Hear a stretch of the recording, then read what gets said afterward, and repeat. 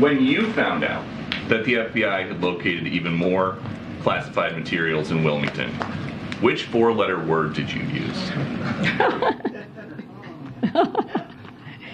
Oh my goodness, Peter. Is there a precedent for people running for president after FBI It sounds like agents? it sounds like you already know that the answer to that question. Anything else, Peter? And I'm going to be very serious. You asked me kind of a question that everybody laughed at, which was interesting question to ask. The House Oversight Committee chairman says this document situation has all the makings of a potential cover-up.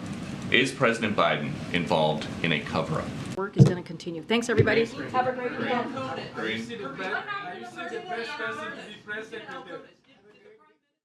If I would have had an opportunity to ask a question, the first one that I have on my sheet was, why is President Biden going to Wilmington today? Isn't that a potential crime scene? It's unclear how much more there is going to be, how much more new information we're going to get from this White House about any of this.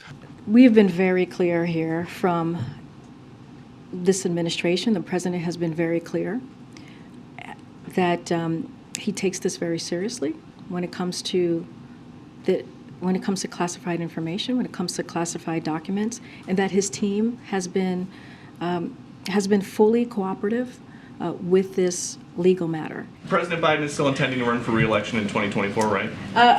I'll just repeat what the president said after the midterm election, which is he intends to run. I'm going to be very careful from here, as you know, because we are covered by the Hatch Act, and I'm not going to speak further to his process. Is there a precedent for people running for president after FBI agents search their sock drawer? Say that one more time. Say that beginning part. Is there a precedent for people running for president after FBI It sounds like agents? It sounds like you already know that the answer to that question. Look, here's what I don't know the answer to that question. Here's an FBI search of a president's residence is a big deal. Here's what the president's going to focus on. He's going to focus on continuing to deliver for the American people. That's his focus. That's what he focuses on every day. That's what he's been focusing on the last 2 years. And nothing is going to change that.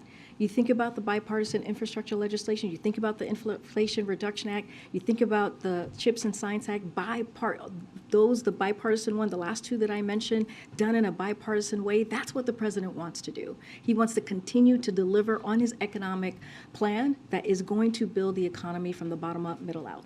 That is what matters to the president.